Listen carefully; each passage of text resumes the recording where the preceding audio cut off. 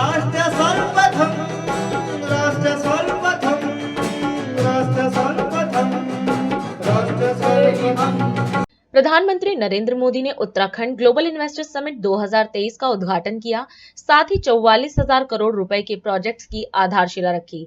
इस दौरान पीएम मोदी ने अपने संबोधन में कहा कि देवभूमि उत्तराखंड में आकर मन धन्य हो जाता है। उन्होंने कहा कि 21वीं सदी का ये तीसरा दशक उत्तराखंड का दशक है और इसे चरितार्थ होते हुए देख बेहद खुशी का अनुभव हो रहा है। पीएम मोदी ने उत्तराखंड को सामर्थ्य से भरी भूमि बताया और कहा कि आपके लिए निवेश के बहुत सारे द्वार खोलने जा रहे हैं। आज भारत विकास भी और विरासत भी के जिस मंत्र के साथ आगे बढ़ रहा है, उत्तराखंड उसका प्रखर उदाहरण है। देवभूमि उत्तराखंड में आकर मन धन्य हो जाता है। कुछ वर्ष पहले जब मैं बाबा केदार के दर्शन के लिए निकला था तो अचानक मेरे मुंह से निकला था कि 21वीं सदी का ये तीसरा दशक उत्तराखंड का दशक है। और मुझे खुशी है कि अपने उस कथन को मैं लगातार चरितार्थ होते हुए देख रहा हूं। आप सभी को भी इस गौरव से जुड़ने के लिए, उत्तराखंड की विकास यात्रा से जुड़ने का एक बहुत बड़ा अवसर मिल रहा है। बीते दिनों उत्तरकाशी में टनल से हमारे श्रमिक भाइयों को सुरक्षित निकालने का जो सफल अभियान चला, उसके लिए मैं राज्य सरकार समेत सभी का विशेष तौर पर अभिनंदन करता हूं। साथियों, उत्तराखंड वो राज्य है जहां आपको डिविनिटी और डेवलपमेंट दोनों का अनुभव एक साथ होता है। और मैंने तो उत्तराखंड की भावनाओं और संभावनाओं को निकट से देखा है, मैंने उसे जिया है, अनुभव किया है। सामर्थ्य से भरी ये देवभूमि निश्चित रूप से आपके लिए निवेश के बहुत सारे द्वार खोलने जा रही है। आज भारत विकास भी और विरासत भी जिस मंत्र के साथ आगे बढ़ रहा है, उत्तराखंड उसका प्रखर उदाहरण है।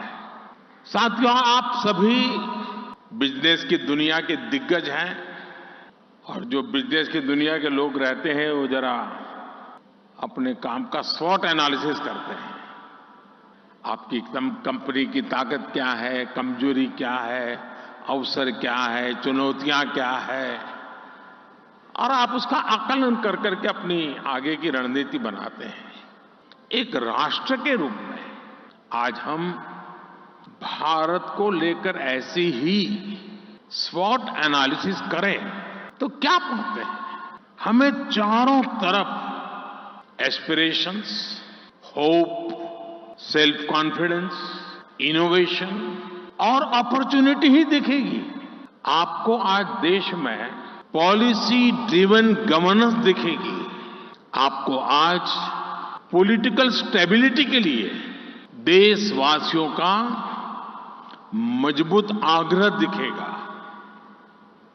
आकांक्षी भारत आज अस्थिरता नहीं चाहता, वो स्थिर सरकार चाहता है। हाल में हुए विधानसभा चुनाव में भी हमने ये देखा है और उत्तराखंड ने लोगों ने पहले ही करके दिखाया है। जनता ने स्थिर और मजबूत सरकारों के लिए जनादेश दिया है। जनता ने गुड गवर्नेंस के लिए वोट दिया, गवर्नेंस के ट्रैक रिकॉर्ड के आधार पर वोट दिया है। आज भारत और भारतीयों को दुनिया जिस उम्मीद और सम्मान से देख रही है, हर भारतीय एक दायित्व के रूप में इसे ले रहा है। हर देशवासी को लगता है कि विकसित भारत का निर्माण उसकी अपनी जिम्मेदारी है, हर देशवासी की जिम्मेदारी है। इसी आत्मविश्वास का परिणाम है कि कोरोना महासंकट और युद्धों के संकट के बावजूद भारत इतनी तेजी से विकसित हो रहा है। स्थिर सरकार, सपोर्टिव पॉलिसी सिस्टम, रिफॉर्म से ट्रांसफॉर्म की मानसिकता और विकसित होने का आत्मविश्वास, ऐसा संयोग पहली बार बना है। इसलिए मैं कहता हूं, यही समय है, सही समय है। ये भारत का समय है। मैं आपका आह्वान करूंगा, उत्तराखंड के साथ चलकर अपना भी विकास करिए और उत्तराखंड के विकास में भी सहयोगभागी जरूर बनिए। राष्ट्र सर्वप्रथम